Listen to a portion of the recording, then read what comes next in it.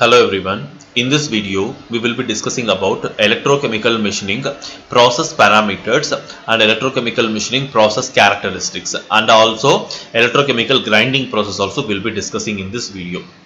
So first, in the process parameters, so what all the parameters will be discussing means mainly which is related to the machining process, nothing but power supply, electrolyte, working gap, overcut, feed rate, electrode material and surface roughness will be discussing. So first we'll start with the major parameter, that is nothing but the power supply. So what type of current can be supplied? So usually a direct current only is recommended because if you're going with the alternative current, we couldn't be able to fulfill the requirement. And the voltage range to be supplied is 2 to 35 volts. So based on the material's hardness, if the hardness is less, we can go with the 2 to 3 volts, and if the hardness is more, means we should go with some 30 to 35 volts. And what about the current? So 50 to 40,000 amps current is required, and again based on the like the type of material what we are choosing, again the required amount of the current should be supplied, and as we discussed, it should be a direct current. And the density of the current, it varies from 0.1 amps per mm square to 5 amps per mm square, and usually the recommended one will be some 4 to 4.5 amps per mm square. And moving to the next important parameter, that is nothing but the electrolyte. So this electrolyte is based on the material, temperature, flow rate, pressure and dilutions. So all those things we can call.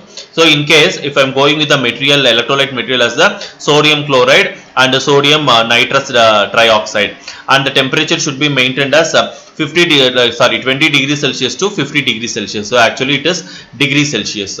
It is 20 degrees Celsius to 50 degrees Celsius, and the flow rate is supposed to be 20 liters per minute and even and 100 amps of current should be supplied. So that is the flow rate.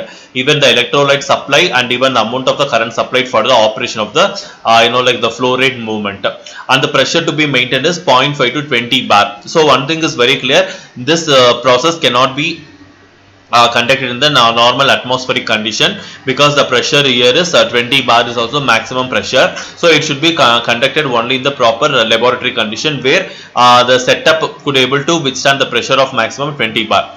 And the dilution is nothing but usually like 100 grams per liter to 500 grams 500 gallons per liter. So that is the like a dilution we need to consider for the electrolyte.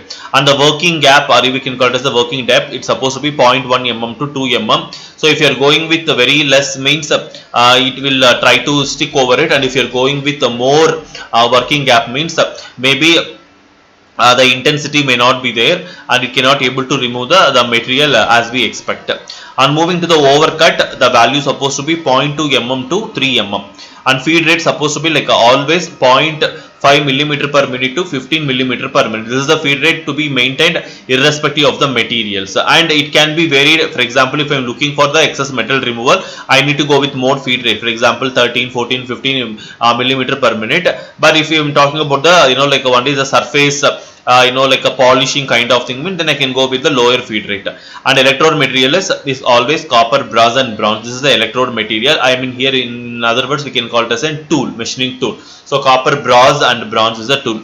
And surface roughness, usually the values range from 0.2 to 1.5 micrometer, compared to any conventional machining process and some of the non-traditional machining process, where like the surface will be highly polished. And this is about process parameter of electrochemical machining, and what are the process characteristics. So here the wheels and the workpiece are electrically conductive, and the wheels which is used which last for many grindings. Typically 90% of the metal is removed by the electrolysis, and 10% from the abrasive grinding wheel, and which is capable of producing a smooth edges without the burrs caused by the mechanical grinding, and it does not produce appreciable heat that would distort workpiece, and it also decomposes the workpiece and deposits them into the electrolyte solution. The most common electrolytes are sodium chloride and sodium nitrate at concentration of 2 liters per gallon.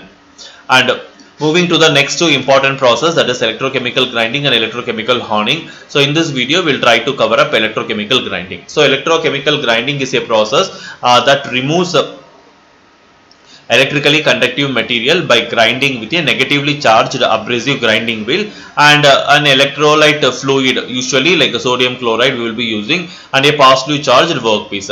So the materials removed from the workpiece stay in the electrolyte fluid, and the electrochemical grinding is similar to the electrochemical machining but uses a wheel instead of a tool shaped like the contour of the workpiece. So what is the process of electrochemical grinding? So the electrochemical grinding process combines traditional electrochemical machining and a grinding process to remove material from a workpiece. And a grinding wheel is used as a cutting tool as a cathode, and a workpiece is an anode. So during the process, electrolytic fluid, typically sodium nitrate, is pumped into the space between the workpiece and the grinding wheel, and other electrolytes used include sodium hydroxide, sodium carbonate and sodium chloride. And this electrolyte fluid will cause electrochemical reactions to occur at the workpiece surface, which oxidize the surface, thereby removing material. So as a consequence of the oxidation which occurs because of the continuous supply of the electrochemical like a fluid and even electrochemical reactions, the layers of the oxide films will form an workpiece surface, and this need to be removed by the grinding wheel. And a couple schematics of the process are shown here. You can able to see both are the schematic view of the electrochemical grinding, and you can able to see this is a direct current power supply, and this is an electrical connection, and this major component you can able to see which is an electrolyte from the pump, and this is an electrochemical grinding wheel. We were talking about this wheel only till now, and this is the workpiece and this is the work table, and this is nothing but a spindle or the insulating brushing we can call it as. So this is how your setup will be there. In other view, if you are seeing means where the anode and the workpiece we could able to see like and even the hose which consists of an electrolyte fluid between the workpiece and the what is that the tool, and which is nothing but the cathode which is provided at the top of the electrode. So abrasive materials, either diamond or aluminum oxide, are bonded to the grinding wheel because the abrasive material should be very strong in the sense like it should be very hard. So that is why the material recommended is either diamond or aluminum oxide, and we should be bonded to the grinding wheels, so that which allows the wheel to remove the oxide layers on the workpiece surface by abrasive action. And even appropriate materials used for electrolyte fluid and the grinding wheel abrasives are summarized in the table which I will be explaining in the next slide. And the component material grinding wheel abrasives are diamond and aluminum oxide, where electrolyte fluid will be sodium nitrate and the sodium hydroxide, and even sodium carbonate and the sodium chloride also can be used. And we shall discuss the advantages, disadvantages of and even the application of electrochemical grinding in the upcoming videos, because it is having more points, and along with that electrochemical honing process also we will discuss of in the next video itself. Yes, we can discuss the remaining parts in the next videos. Thank you.